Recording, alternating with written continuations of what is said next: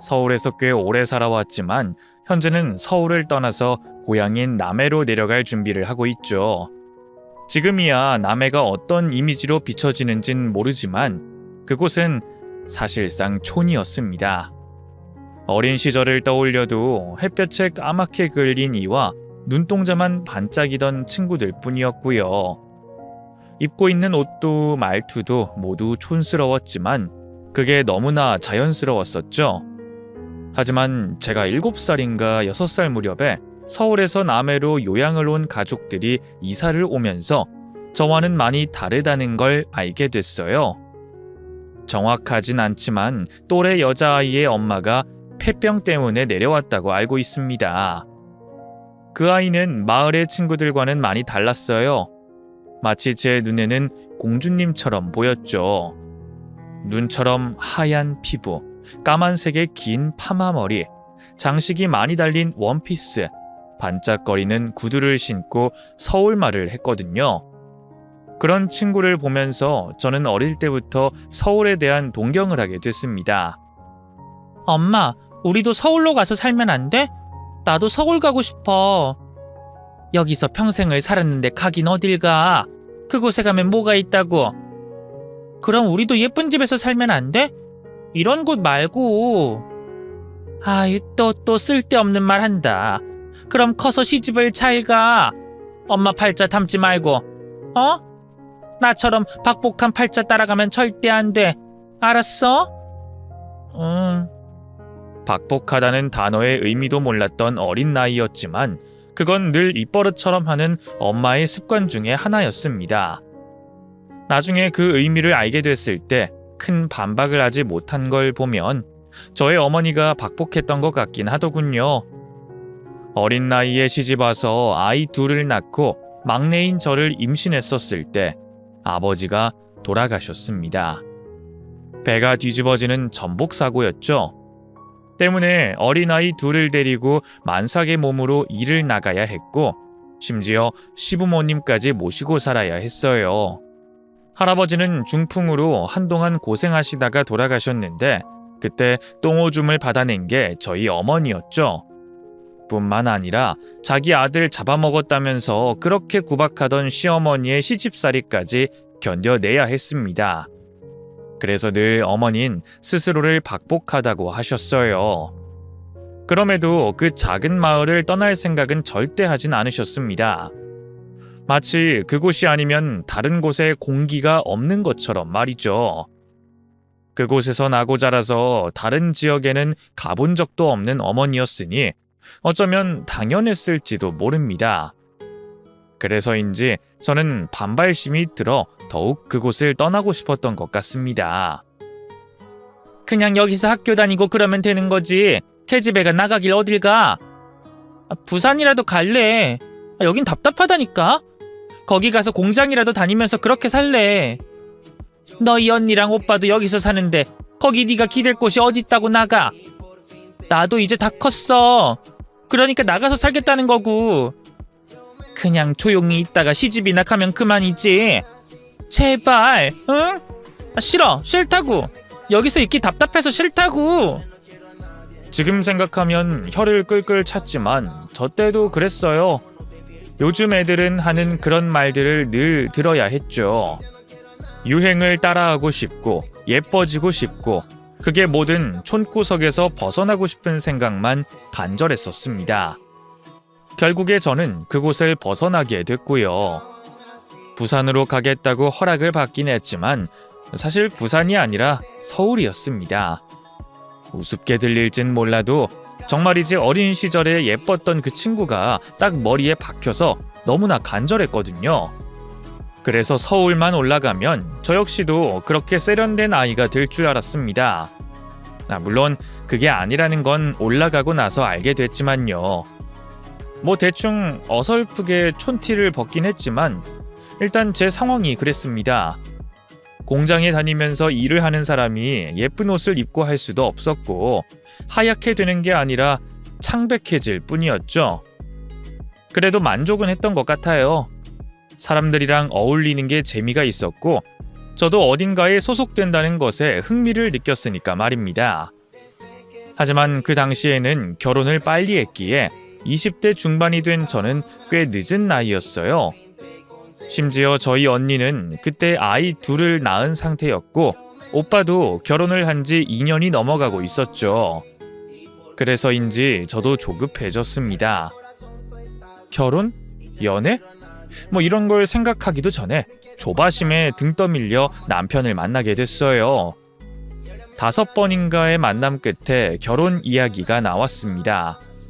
나이가 좀 많았고 생긴 것도 제 스타일은 아니었지만 직장도 안정적이고 집도 잘 산다는 말에 허락을 하게 됐네요. 저를 속물로 생각하셔도 어쩔 수 없었지만 솔직하게 털어놓고 싶어 적습니다. 물론 다른 부분을 보지 않은 건 아니었어요. 이야기가 잘 통하는 것도, 성격이 시원시원한 것도, 그리고 무엇보다 저를 굉장히 많이 좋아한다는 표현을 하는 것도 좋았죠. 아버지가 살아계실 적에도 말이 거의 없었기에 제게는 나름 굉장히 중요한 부분이었거든요. 말을 안 하면 뭘 알 수가 있겠어요. 그러니 자신의 감정을 솔직하게 말하는 사람을 좋아하지 않을 순 없었습니다. 하지만 제 결혼은 그렇게 순탄하진 않았어요. 남편보다 어리다는 것 외에는 너무나 많은 부분이 모자랐죠. 특히나 집안 사정이 정반대에 가까웠기에 저는 당연하다고 생각은 했습니다. 그래서 더욱 저는 숙일 수밖에 없었죠. 아니 무슨 애가 가방끈이 길기래 아니면 직업이 좋기래. 남편은 중졸이었지만 저는 반박하지 않았습니다. 그리고 무엇보다 집안이 너무 기울잖아. 사람은 비슷한 집이랑 결혼해야 하는 건데. 그렇게 기울면 우리 집에 돈을 좀 주면 어떠냐고 반박하고 싶었지만 입을 다물었죠. 지금 아가씨가 앉아있는 소파가 얼마인지는 알아요? 이 커튼이랑 이... 엄마! 카펫! 그래 카펫. 이거는 이태리에서 수입한 거야. 엄마, 가죽만 그런 거잖아. 소파는 어디 공장에서 만든 거 아니야? 그래 뭐 거기가 거기지. 어쨌든 이게 가격이 얼마나 비싼지 알아? 저야 모르죠. 어머 얘 말대꾸하는 거 봤니? 역시 못 배운 티가 팍팍 나네. 저는 정말 제 온 영혼을 끌어모아서 참아냈습니다. 그도 그럴 게 저희 시댁은 벼락부자였어요. 원래는 영천인가 과천 말만 나오면 숨기려고 해서 정확한 지역 이름이 기억이 나진 않는데 사과로 유명한 어떤 곳에서 살던 사람들이었습니다. 더구나 거기서 유명했던 사과도 아니고 고추 농사를 짓던 사람들이었어요. 그래서 남편도 중졸이었고 시부모님 역시도 배움이 깊을 것 같진 않았죠. 그런데 거기에 국도가 들어서게 되면서 순식간에 벼락부자가 된 겁니다. 지금 말로 하면 로또 맞았다 이 정도였죠. 그렇게 해서 서울로 올라오게 된 거였기에 시어머니의 말이 유세라던가 과장, 가식으로 느껴질 수밖에 없었습니다. 근데 그 무엇보다 억울했던 것은 돈을 보고 접근했다는 식으로 저를 몰아갔을 때였어요. 지금 와서 까놓고 말하면 남편 얼굴에 집도 없고 돈도 없는데 제가 어떻게 알고 접근을 합니까? 처음 선을 볼 때도 알록달록하게 옷을 입고 와서 저는 신내림 금방 받은 박수무당인 줄 알았는데 그건 시부모님들 행색도 그랬습니다. 그냥 촌스러운 티를 못 벗고 다들 너무 과하게 좋은 것만 착용을 하니 오히려 더 촌스러운 느낌을 주기에 충분했죠. 내가 제일 좋아하는 핑크색, 내가 두 번째로 좋아하는 파란색, 이건 비싸니까 빨간색 신발을 신어야지. 이런 사람을 어떻게 돈을 보고 접근할 수가 있냐고요. 어디 시골에서 올라온 사람인 줄 알고 사기치려고 접근한 거면 모르겠지만 말입니다. 솔직히 돈이나 직업은 만나고 나서 나중에 알게 된 거였는데 저를 꽃뱀 취급하는 건 정말 불쾌하더군요. 꼭 이 아이랑 결혼하겠다고 하면 재산 한 푼도 안 줄 거야. 알아? 그래요, 그러세요. 어차피 나는 주지도 않으면서. 너 정말 여자의 눈이 돌았어? 왜 결혼 못해서 안달이야?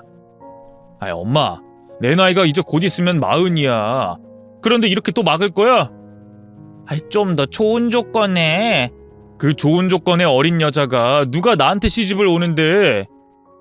결국 저희는 그렇게 결혼을 하게 됐습니다.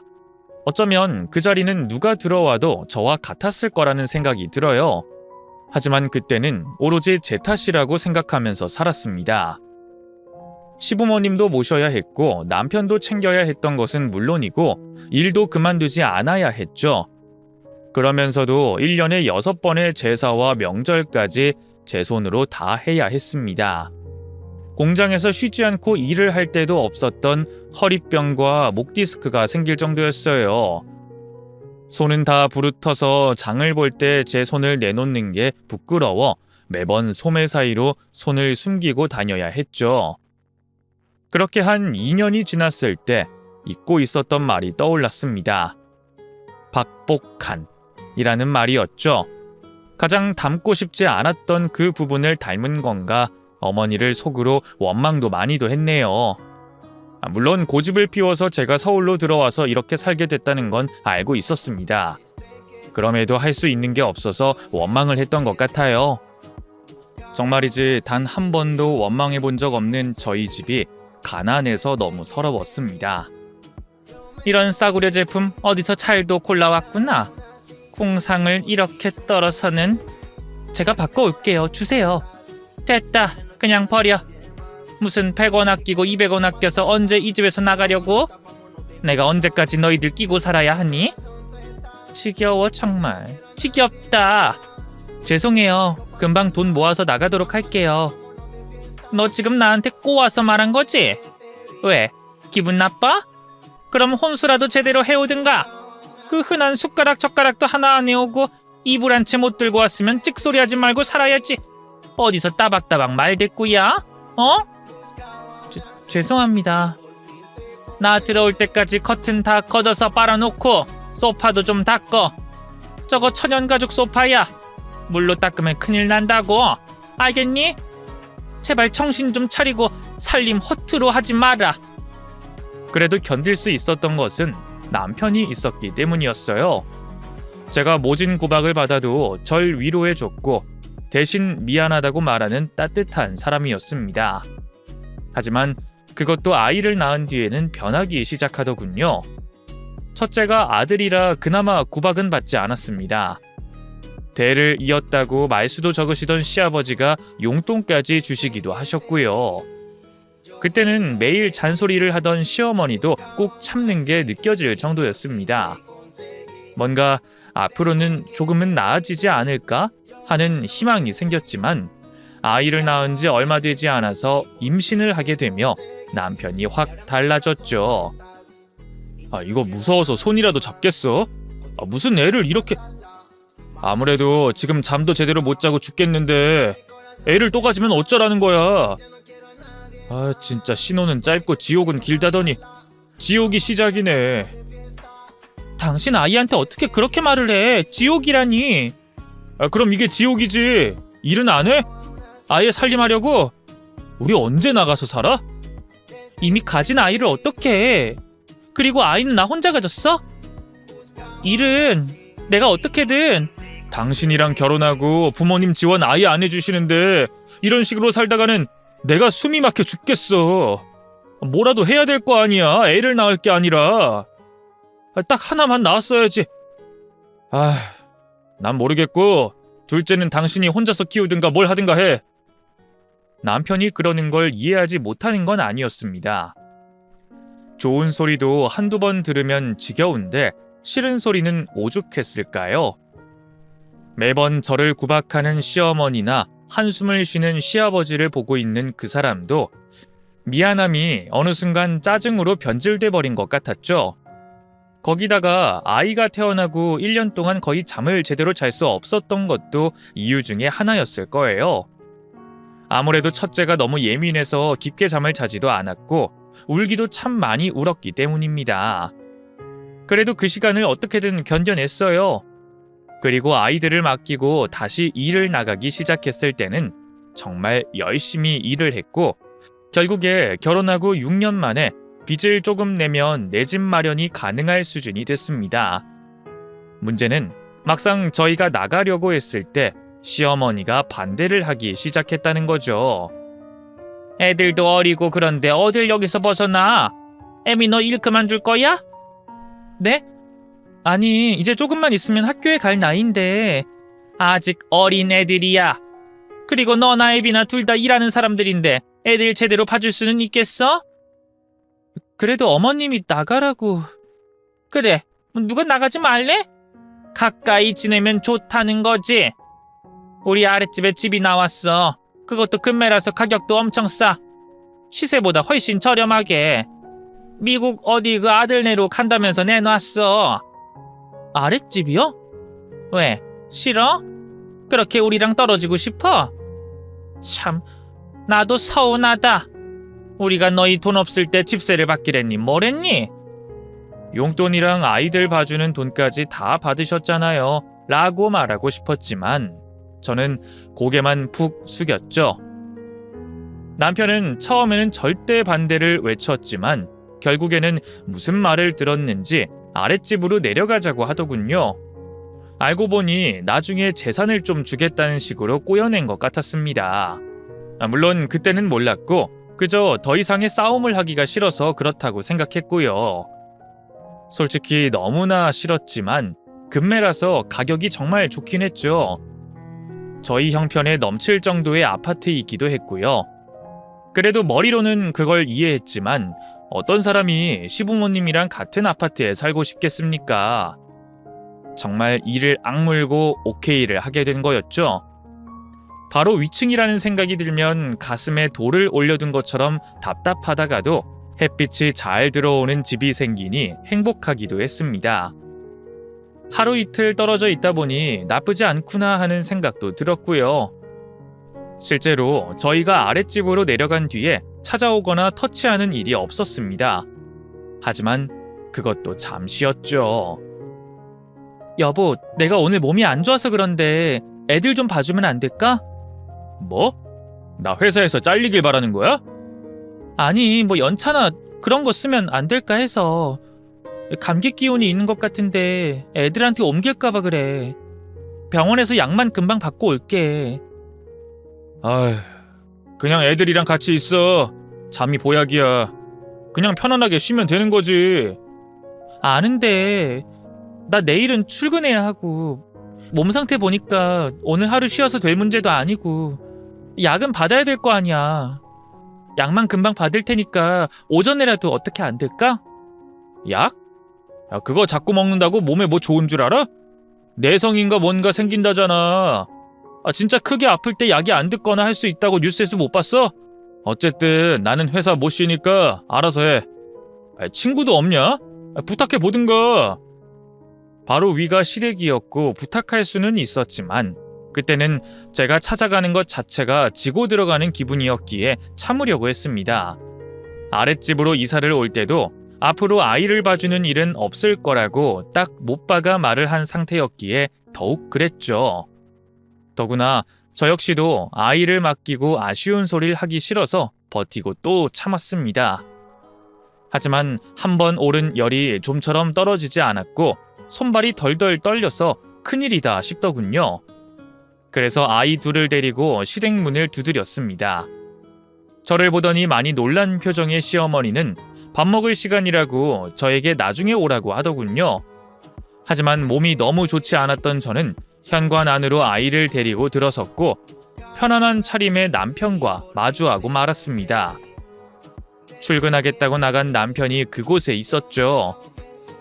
여보, 왜 여기 있어? 설마 회사 안 간 거야? 아니 그게 절대로 못 쉰다며. 내가 아프다고 그렇게 부탁했는데 나한테 거짓말한 거야? 엄마가. 그때 시어머니가 저와 남편의 사이에 끼어들더군요. 내가 불렀다. 얘가 밑으로 내려가고 난 뒤에 밥도 제대로 못 챙겨 먹었는지 반쪽이 돼가지고 그래서 내가 불렀어. 어머님, 남편이 반쪽이면 반달이 보름달이거든요. 아유 또 봐. 아주 한마디 안 지고 요즘 것들이 이래서 안 된다고 하는 거야. 아니 친엄마가 아들 밥 먹이는 게 그렇게 꼴보기 싫으냐? 그럼 너도 친정 가서 밥 달라고 해서 먹어. 너무 멀어서 가지도 못한다고 했나? 어디 촌구석에 박힌 게 잘못이지? 그게 내 탓이니? 결국 그날 저는 아이들만 덜렁 두고 병원에 갔습니다. 진찰을 받고 수액을 맞고 있는데 눈물이 주룩주룩 흐르더라고요. 제 인생의 고작 몇 시간도 저를 위해서 낼 수 없다는 게 너무 서러웠습니다. 그럴 때마다 저는 어머니나 언니에게 전화를 걸곤 했어요. 매번 괜찮아 하는 거짓말만 했지만 목소리를 듣는 것만으로도 안정이 되는 것 같았죠. 지겨웠고 끔찍해서 떠나고 싶었던 그 시골이 그리워지는 게 너무나 이상했지만 그럼에도 아이들을 위해서 참고 또 참았습니다. 한 번쯤은 힘들다는 말을 할 수도 있었겠지만 당시 상황이 그랬어요. 어머니를 늘 구박하던 할머니가 치매가 오면서 제가 그런 말까지 더해서 어머니를 힘들게 하고 싶지 않았죠. 자신의 딸이 자신을 꼭 닮아서 박복하게 살고 있다는 생각만 하지 않길 바라면서 말입니다. 그래서 나는 괜찮고 행복하다는 거짓말을 수없이 해야 했죠. 하지만 괜찮지는 않았습니다. 시간이 흐를수록 저는 더욱 힘들어지기만 했거든요. 시어머니는 뭔가 마음에 들지 않을 때마다 위층에서 뭔가로 쿵쿵 때리는 소리를 냈습니다. 특히나 남편이 없을 때, 출장을 갔을 때 주로 일어나는 일이었어요. 어떨 때는 늦은 새벽까지도 계속 쿵쿵하는 소리가 났고 아이들도 많이 힘들어했죠. 시댁, 행사, 제사, 생신까지 챙겨드리면서 정말 잘하려고 노력했지만 영원히 저를 며느리로 인정하지 않으려는 듯 구셨습니다. 그래서 결혼 10년 차가 됐을 때는 어느 정도 마음을 비워버렸어요. 그런데 마음을 비우니 뭔가 상황이 서서히 달라지기 시작했습니다. 저는 그걸 기적이라고 불렀죠. 뜬금없이 시부모님이 강남으로 이사를 간다고 하는 거였습니다. 저는 그때 표정은 아쉬워했지만 속에서는 폭죽이 터졌어요. 부처님, 하나님, 알라신 모든 신들에게 감사했고 좋아서 죽을 것 같았죠. 너희가 우리 집 매매를 하는 건 어떠니? 매매요? 우린 급하게 들어가야 되고 당장 수수료니 뭐니. 그리고 아들한테 주려니 상속세가 걸리고 그러니까. 너희 친정 쪽 명의로 해서라도 당장 사주면 좋잖니? 아직 저희 빚도 남은 상태고 그 사람도 이전보다 벌이가 많이 달라서